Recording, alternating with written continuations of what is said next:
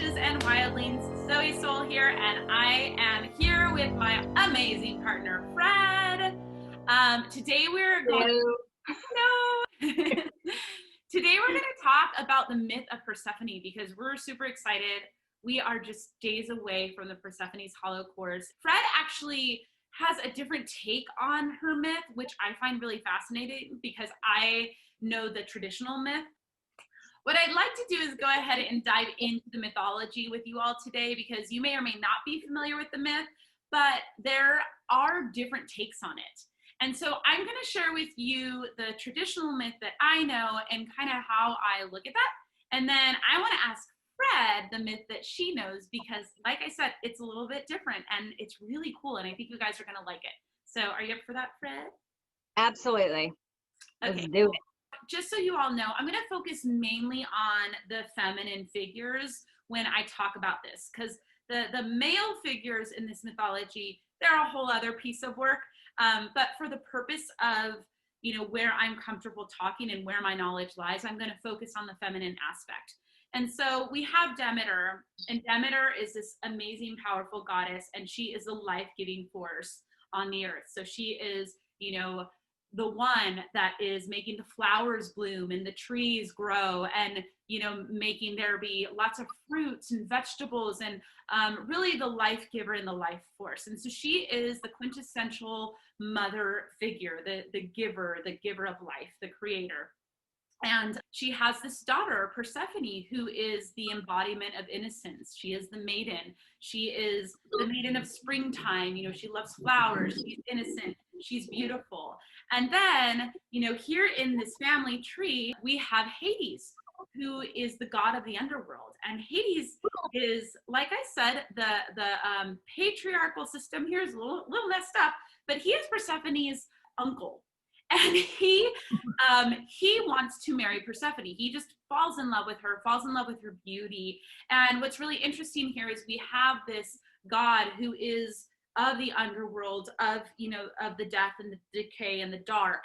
And he is the polar opposite of what Persephone embodies. And actually, she didn't even have the name Persephone at that time. She didn't have a name. It was, Phred, what was it? It was... She went by the name of Kor, which just meant maiden. Maiden, right. So she was like maiden, like if you named your dog and he didn't have a name. Right.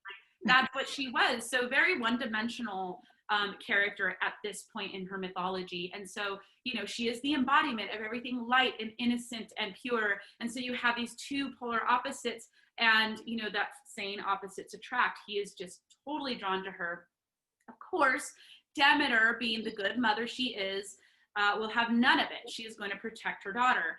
But the thing about being a mother, and Phred, you can attest to this, is you cannot keep your child from the dangers of the world. Oh. And if you try to protect and shelter your child from the dangers of the world, you're going to fail, even if you're a goddess like Demeter. And so that is basically what happened. What happened is Hades ends up luring Persephone, or Kor at the time, with the narcissus flower.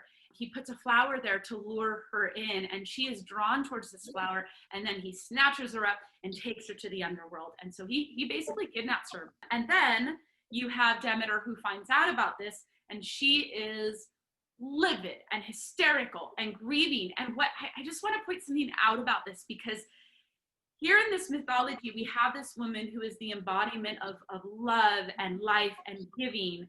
And then when this trauma happens, you see her flip to this dark side where she becomes this angry, grieving mother. And you see the dark side of, of the mother, that mama bear energy come out. And so what she does is she's like, okay, you want to play like this? And she's, she's grieving and she's sad and she just takes all life away. And so that's, where the seasons come from, is that she takes all her gifts away. She takes all the bounty away, all the fruits, all the flowers, everything dies. It's cold, it's barren, and the land is just complete. It's a wasteland because the goddess is like, decides to take that away. Essentially what ends up happening is that Persephone in the underworld ends up falling in love with Hades and ends up becoming the queen of the underworld. she becomes the Dark Queen. And when she becomes the Dark Queen, this is when she becomes Persephone as we know it. So now you go from this one-dimensional figure called Kor to this woman that has a story arc and is now a Dark Queen. And I'm going to dive into this a little bit more.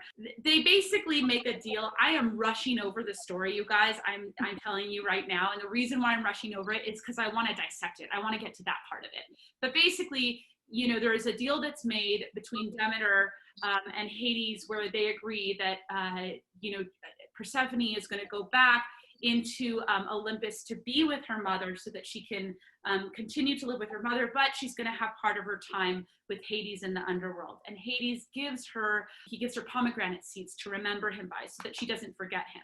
So she spends part of her time with her mother in the realm of the gods, and then the other part of her time when the season changes right now, she goes into the underworld to become the Dark Queen and to serve as the Dark Queen and be with Hades. Now, there's a lot going on here. First off, like, aside from all the messed up stuff of like kidnapping and like incest and like, you know, her being a child and this being like, you know, like besides all that, it's already traumatic enough.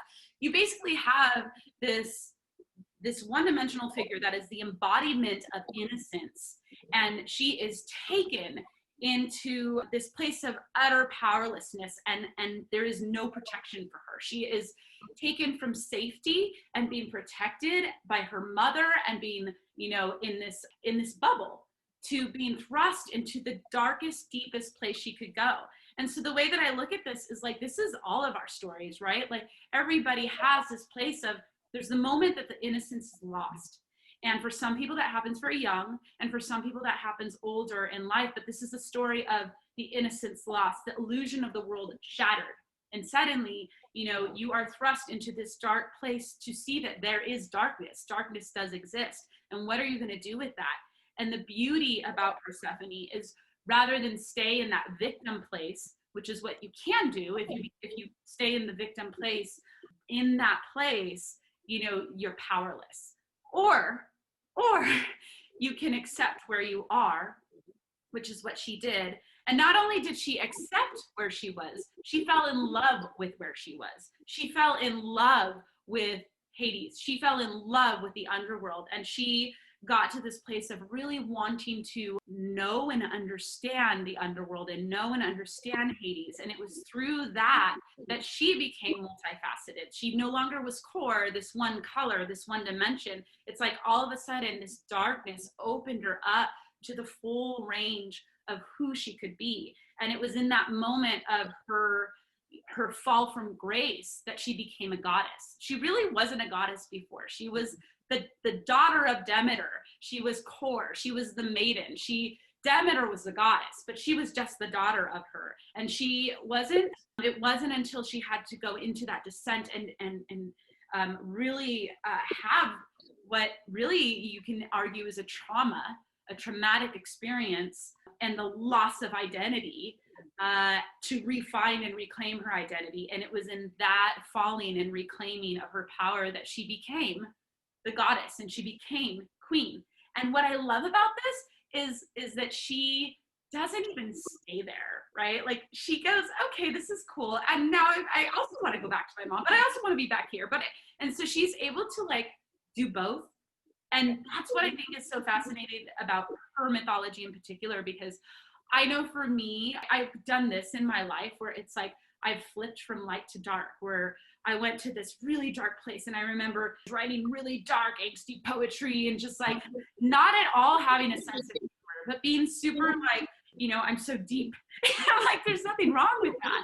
But like I kind of had lost that sense of play and whimsy because I thought that it was dumb or immature. And what I realize now is that both are needed, and I can be both. I can be the playful, whimsical, youthful energy, and I can also be the dark, powerful force of nature. And it's in allowing those energies to coexist that, you know, I am whole, that we are whole. And it all comes from that fall from grace, from that loss of innocence. So that's how I interpret her myth. I do take the more traditional myth. That's the myth that I know. But like I said, Phred has a really interesting take, and I want to talk about it. So, Phred, you mentioned that you actually really connected with Persephone, excuse me, through a poem. I did. So I'll back up just a little bit. I always knew the myth of Persephone. We all do. I remember studying it in school, and she was kind of cool, but whatever. Like you said, she was very one-dimensional. There wasn't anything to me that was interesting about her or about the myth until I want to say it was about 6 years ago. I was going through stuff, as we all do. I was sort of dealing with the being a mom, Mm-hmm. being a wife, being a daughter, being all of those things, and not necessarily knowing who I was inside all of that. And I was on Pinterest because, you know, that's where moms go, Pinterest. And I came across this poem called Persephone Speaks. And there was something about this poem that opened my eyes in a way that I don't think they had been opened before, and realizing that I could be all of those things. And the difference with this poem and the Persephone Speaks, so it's taking the myth, but it's about the idea not that she was kidnapped, Mm-hmm. but that she chose. Mm-hmm. That she knowingly walked into this space to become whole because she couldn't be who she wanted to be, who she knew she could be when she was under her mother's shadow. I have a wonderful relationship with my mom. I love her to death. But learning to be my own person and not my mother's daughter was a really big thing for me. So I'm actually going to read the poem so everyone Yes, can kind of please know do. where this is for me. And also because for me, it's sexual. And for me, when that period of my life, I was going through kind of like a sexual awakening in a lot of ways. So it resonated with me, and it just always has. So it's called Persephone Speaks, and it says, I asked him for it, for the blood, for the rust, for the sin. I didn't want the pearls other girls talked about, or the fine marble of palaces, or even the roses in the mouths of servants. I wanted pomegranates. I wanted darkness. I wanted him. So I grabbed my king and ran away to the land of death, where I reigned and people whispered that I'd been dragged. I'll tell you I've changed. I'll tell you. The red on my lips isn't wine. I hope you've heard of horns, but that isn't half of it. Out of an entire kingdom, he kneels only to me. He calls me queen, calls me mercy. Mama, mama, I hope you get this. No, the bed is warm and our hearts are cold. No, never have I been better than when I am here. Do not send flowers. We'll throw them in the river. Flowers are for the dead, lest that's what the mortals say. I'll come back when he bores me, mama. When he bores me, but mama, not today. So for me, like, again, there was just this idea of walking into something, walking into that darkness, walking into a relationship with Hades, that she needed to do it, she wanted to do it, and it is what made her whole. So when I found this poem, I then started really getting into the mythology of Persephone, more into Greek mythology. One of the things I always found interesting is that out of all of the relationships in Olympus, theirs was the only one that they didn't fight, they didn't break up. You didn't have the crazy Hera and Zeus thing. You didn't have like Aphrodite's and Hatshepsut and all of those things. You had this really stable, loving relationship Mm-hmm. that was down in the dead, and it was down in the dark, and it was just this interesting concept to me that really is what brought me to it. And just being able to embrace that part of myself, and then going that yes, she does go back up, and she is still the goddess of spring and the light and the whimsy and the beautiful and the playful, but she's still down there. So that was where it started for me, was that idea of being able to be both, but that she chose it, that it wasn't something that she did unknowingly, especially when you look at the idea that she knew not to eat anything. She knew not to eat fruit. She knew that if she ate something from the land of the dead, she would have to be there. Mm-hmm. So when you got the whole thing and her mother's looking for her, and there's this whole thing, before she left to have to go back up there, she ate, Mm-hmm. knowing what it would do because she wanted to be there. that's kind of my take on it. Is just, it's, the core is the same. It's just, I think, a different take on it, or a different starting point. Yeah. Well, I think, and what's interesting is because I mean, you're talking about her being discontent and having this feeling of, and correct me if I'm wrong, because I don't want to put words in your mouth, but what I'm hearing is like in your mythology, it has this feeling of discontent. She knows that there's more to reality than what she's experiencing, and she can feel that there's something deeper. Yeah. And so she is choosing to go into that darkness, to that unknown place, because it's Yes. unknown to her. And so by choosing to go into that unknown place, that's where she can really experience her wholeness. Yes. It's been one of those things, and I know not everybody does this. I heal through being in relationship. You know, there are some people who, when they're working on their healing and they're working on their self, they need to remove themselves. They kind of need to go deeper. They need to isolate. They need to be a hermit. They need to do those things. I'm not that way. I heal inside of relationships. If I have pulled back and I have kind of removed myself from people, it's because I'm not doing what I'm supposed to be doing. It's Mm-hmm. because I'm actively choosing to stay broken, Mm-hmm. Mm-hmm. because I don't heal that way. My healing is done actively through relationships. So I felt, again, for me, this was just that idea that it was within relationship that she was able to recognize and take her power and then become more of it. And when you go further into the myth of Persephone and the underworld, Hades was just kind of like there. He was like, "Yep, nope, it's all you, girl." Uh-huh. Uh-huh. Well, and what I find, really kind of cool about the mythology is how he, from what I understand, he really elevated her. Yeah, he in the traditional version, he kidnaps her. So yeah, it's kind of messed up. But at the same time, he really elevates her into a position of power that she never had when she was Right. on Olympus. When Yeah. she was under her mother's shadow, she never had that power. And he took her and he basically put her on a throne. And so yeah, it's very very interesting.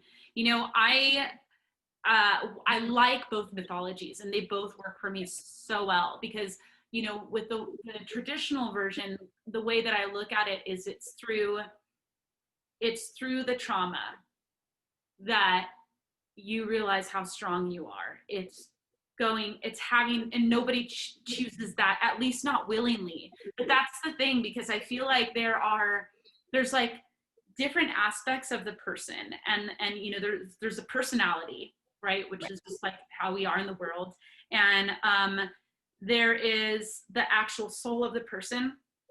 And I think that, like, when you start talking about life path and things like that and soul purpose, you're talking about the soul of the person, the truth of who you are behind the personality. The personality or the ego would never choose, a trauma, or choose, Right. like, oh, I want this crazy some might, but most won't. Most Right. are going to want to stay in the cushy little bubble that mama made for them. But the soul is the place where it has that yearning for growth, that yearning for something more, that yearning for, and some of us are attuned to that. And so, like, we might go, okay, I know this is going to be difficult. I know this is going to be challenging, but there's something deep in me calling me forward, and I have to move and walk forward.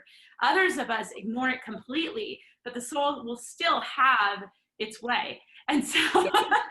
and so it's sort of like, one version is, she was innocent, and she was unaware of that deeper truth within her. And it was through the trauma that life, that experience took her through, that she discovered that. And then your version is really, it's like she had that awareness, that feeling that she was able to tune into. I really feel like for this course and what we're doing, your mythology works so well. And because I kind of feel like all of us that are on this course together, we're the one that are like, we can feel that there's something more. We can feel that there's Right. something deeper. And we're ready to, like, dive into that shadow unknown place to unearth the darkness, and unearth the stuff underneath, so that we can be more embodied and have a fuller, richer experience. I'm curious, Phred, what, if you don't mind sharing, Did you have, when you were going through that period in your life and you were feeling sort of like, you were wearing all these hats, but feeling just content, was there a fear of going into that place? Was there any, or was it easy for you to just dive in? So there was a fear, and it's actually, as we've been creating this course, and Van, you offer a lot of the shadow work that I hadn't done that the way that you were approaching it. Like, so as I was going through some of the things that you were writing, and there's that part of me that always wants to be like, I've dealt with all my shit. No, I really haven't dealt with any of my shit, or I've maybe dealt with some of it. But the same thing has always come up for me, and that's acceptance. Mm-hmm. So even though I know that I was discontent being everything for everybody, and I think this is something that we have talked about before, I am a master mask wearer. Like, I will be whoever anybody needs me to be. I will put it on and just keep it on. And it's, for me, it's about being accepted. So when I was at the point where I was burdened, and I guess that's kind of the right word, is burdened or weighed down by everything that I was for everybody else. Mm-hmm. And it was time to start going, fuck this, I cannot do this anymore. I knew that I needed to, but terrified, absolutely terrified to be like, fuck it, I'm going to take this mask off. I'm not just the mom, the daughter, the PTA president, or not that I was the president, but the PTA art person. I wasn't these things anymore. And absolutely, they're parts of me, but having to go through that journey of finding myself, Mm-hmm. and offering that forward to being like, all right, is this going to be okay? Is this enough? And knowing that I was going to lose people in the process, and I have, but I've gained so much more, but that fear is still there. And I'm still dealing with that as we've embarked on this journey. I know that I'm losing people in my life. I'm not doing anything now that I hadn't done before, but I'm not being vocal about it. I'm out of that broom closet, if you will. Right. And people are like, what the fuck are you doing? And I'm like, I'm just being honest about it at this point. I'm just letting you see something, and it's, that fear is still there. So yeah, that there was, whether it's trauma, and I don't tend to use that word for myself. Mm-hmm. I don't look at my experience as trauma. My personal belief system is one that we choose the existence that we have, that our soul chooses what we're going to be going through in this lifetime, because there's something that we have agreed to learn or that we need to learn. Mm-hmm. Not that things don't happen, but that it's, I don't look at trauma the same way, and that's just me. Yeah. Yeah. It's one of those ones I know I've come up with. Other people have a harder time with that outlook. It's just what's comforting to me. I want to touch on the word trauma because I totally hear what you're saying, and I appreciate your perspective on it. And to be honest, I think that trauma is a loaded word. And for me, what I recognized through going through therapy and working with healers, and I mean, I've worked with shamans and all kinds of healers. I have a tendency to minimize the experience. And so for me, like I've had some experiences in my life that were abusive, and I didn't know that. And, but it affected me very deeply. And it wasn't until being outside of it and having an outside person help me kind of figure out what all of that was, that they were able to pinpoint, like, hey, this was abuse, this was trauma. And so I will use that word just because for me, in an odd way, it's empowering, because it reminds me that what I've been through isn't a small thing, and that it is a big thing. And because I do minimize, that's what I do. It's like one of my protective things. Like, it's not a big deal. It's fine. Everything's fine. Nothing's a big deal, and I'm gotten a lot better about that. But I also, like you, I do feel like our souls come onto this planet, and there are experiences that are designed for our optimal growth. And Right. if we embrace them and we just accept them, then there's so much growth that our soul can experience through that acceptance. When I was doing the shadow work, I was pulling up stuff that when we were writing that, I was pulling up shadow work that I had done with spiritual workers years ago. And what's really interesting is, for like the last 6 months, I have been feeling I need to do that work again, because I did that work and I feel like I was able to heal a lot, but there's layers. And I know that like, it's not a one and done. Like you can do a lot of healing, but like, this is a lifelong process. And so that's why I'm excited that we were able to create it in a course format, because it's something that I know for myself, I want to be revisiting maybe yearly, because life happens and new things come up. And so, you know, it's really designed to go as deep as you want to go. But I just, it's also, it's a practice that you can take through your life. Yes. And I remember that one of the things when we were working together, I remember you talking about, and it stuck with me, is that it's always a spiral. Mm-hmm. That just because you feel like you're like coming back to something, it's not that you're back to where you were, you're just farther up and you're just kind of coming around to it. So yeah, I feel like, yeah, there's some stuff obviously from that just higher up. Just got to get it higher up and see where we're at. So yeah. I would love if people are comfortable in our Facebook group letting us know if there is a version of the Persephone myth that they do identify with. Do they like the traditional?